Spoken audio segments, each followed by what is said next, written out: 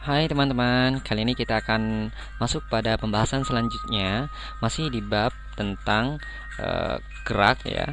Sekarang kita masuk dalam gerak dalam dua dimensi. Oke, jika pada pembahasan sebelumnya kita membahas gerak dalam satu dimensi saja, sekarang kita akan meninjau gerak tersebut dalam dua dimensi. Nah, misalkan saya punya partikel, punya titik. Sebut saja ini titik di sini. Kemudian saya punya titik lagi di sini. Nah, dua titik ini saya dapat proyeksikan dalam dua dimensi, yaitu x dan y.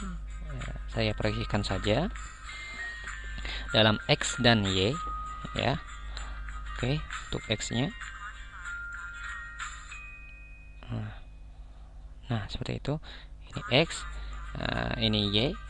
Nah, ini posisi yang awal saya namakan R0.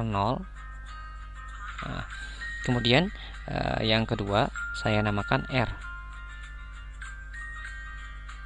Ini adalah R. Nah, R0 ini dapat saya kalau R0 dari situ sedikit kebingungan ya. Oke, R0 saya ubah, garisnya juga saya ubah karena miring ya teman-teman. Saya ubah lebih bagus kembali. Ya, lebih baguslah dari yang tadi ya. Saya gambarkan R0 nya di sini saja agar lebih mudah. Ini adalah R0, kemudian ini adalah R. Nah, partikel awalnya berada pada titik ini. Titik ini saya bisa proyeksikan menjadi X0, dan ini adalah Y0 jika dipandang dalam dua dimensi. Kemudian partikel tersebut berpindah ke posisi yang kedua di sini, dapat dilambangkan dengan misalkan ini adalah X1, ini adalah Y1. Y1. Nah, seperti ini jika benda dipandang dalam dua dimensi, teman-teman. Jadi diproyeksikan dalam X dan Y seperti itu. Nah, oke, yang dibahas pertama oleh kita adalah perpindahan.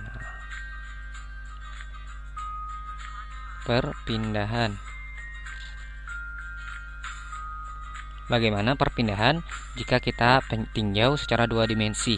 Kita tahu perpindahan adalah pengurangan dari posisi awal dengan posisi akhir. Dalam hal ini posisi akhirnya adalah R dan posisi awalnya adalah L0, sehingga di sini delta R saya tuliskan perpindahan itu sama dengan R min R0. Nah, seperti itu. Di mana R-nya adalah X min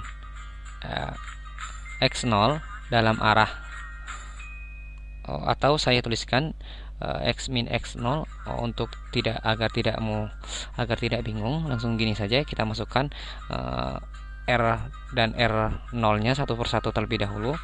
Kita tahu R nya adalah X1 dalam arah I, kemudian plus Y1 dalam arah J. IJ di sini adalah X-nya ya teman-teman. Kemudian dikurangi dengan X0 dalam arah I plus Y0 dalam arah J. Masih ingat kan cara menuliskan ini? Sama, yaitu di bab yang pertama tadi kita, yaitu komponen vektor seperti itu. Oke, kita kumpulkan yang I dengan I sehingga ini akan menjadi X1 min X0 dalam arah I ditambah dengan Y1 min Y0 dalam arah J. Maka inilah perpindahan dalam arah dua dimensi. Lantas yang pertama kita telah membahas tentang perpindahan. Bagaimana percepatannya? Sama saja teman-teman. Kita tahu bahwasanya percepatan itu dapat kita dapatkan dari persamaan yang percepatan rata-rata. Kita mulai dari percepatan rata-rata terlebih dahulu. Saya tuliskan judulnya percepatan. Di mana rumus percepatan tersendiri yaitu V average, yaitu V percepatan rata-rata, itu sama dengan delta R per delta T. Nah, sama dengan yang tadi, namun ini kasusnya adalah 2 dimensi, sehingga delta R-nya akan menjadi delta X per delta T dalam arah I, ya ini delta X ya, kemudian plus delta Y per delta T dalam arah J. Nah, cukup simpel ya teman-teman. Kemudian ini untuk percepatan rata-ratanya. Untuk percepatan sesaatnya bagaimana? Sama saja, percepatan sesaatnya atau V saat sesaatnya saya dapat tuliskan limit delta T mendekati 0 ya, delta R per delta T. Nah, sama berarti di sini akan mendapatkan ddt dari X dalam arah I dan plus ddt dari Y dalam arah J, seperti itu. Nah, ini perpindahan, lantas kecepatan. Nah, sekarang tinggal hal terakhir dalam gerak setelah perpindahan kemudian percepatan, ada lagi satu, yaitu ini maksudnya kecepatan, bukan percepatan. Mohon maaf teman-teman, ini kecepatan V ya, kecepatan. Oke, sebentar, saya tuliskan kembali, ini kecepatan. Nah, selanjutnya adalah baru masuk ke poin percepatan. Hampir sama dengan pembahasan sebelumnya. Persamaan yang digunakan sama, namun ini kita meninjaunya dari kasus 2 dimensi. Kita tuliskan V average, A average maksudnya percepatan rata-ratanya itu akan sama dengan delta V ya per delta T. Nah, di mana delta V-nya kita tahu di sini itu sama dengan ddt dari Vx ya dalam arah I plus ddt dari Vy dalam arah J. Nah, lantas percepatan sesaatnya bagaimana? Percepatan sesaatnya hampir sama dengan percepatan rata-rata, namun di sini kita tahu bahwasanya limit delta T-nya mendekati 0. Saya tuliskan kembali, berarti limit delta T mendekati 0 dari delta V per delta T, sehingga ini sama dengan dvx per dt dalam arah I atau plus ddt dari Vy dalam arah J. Ini Vy ya teman-teman, Vy dalam arah J, seperti itu. Untuk kasus 2 dimensi. Nah, selain hal tersebut, gerak dalam 2 dimensi, kita harus tahu juga komponen skalar dari gerak dalam 2 dimensi tersebut. Kalau saya tuliskan komponen skalar,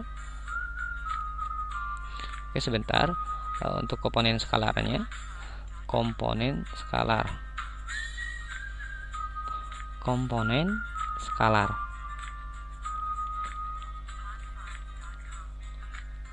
Nah, komponen skalar ini agar mudah kita pisahkan saja dari persamaan-persamaan yang telah kita dapatkan tadi. Misalkan saya ambil contoh percepatan ya.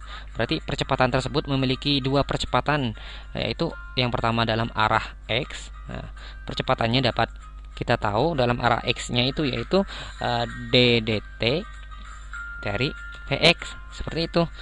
Kemudian ini saya namakan AX. Kemudian dalam arah Y, saya tuliskan berarti AY ya, berarti ddt dari Vy. Seperti itu saja. Kemudian gerak dalam 2 dimensi ini dalam percepatan yang tetap juga memiliki 3 persamaan umum, seperti halnya pada pembahasan sebelumnya. Persamaan umum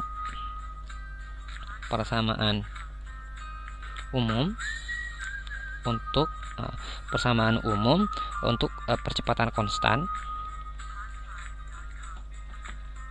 Untuk percepatan konstan dalam hal 2 dimensi, saya dapat tuliskan ulang, yaitu untuk arah X, saya tuliskan berarti Vx ya, dalam arah X sama dengan V0 plus AX T.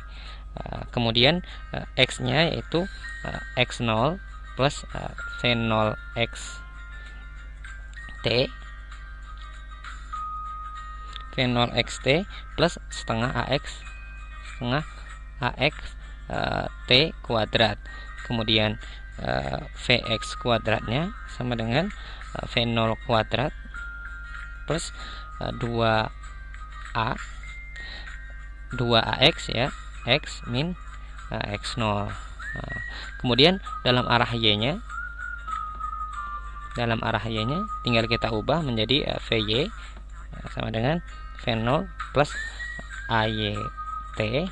Kemudian dalam arah X-nya berarti dalam arah Y-nya, maksudnya Y-nya sama dengan Y0 plus V0 YT plus setengah setengah AYT kuadrat. Kemudian untuk VY kuadratnya sama dengan V0 kuadrat plus 2AY Y min Y0. Itulah konsep-konsep dan persamaan yang harus dipahami dalam gerak 2 dimensi. Oke.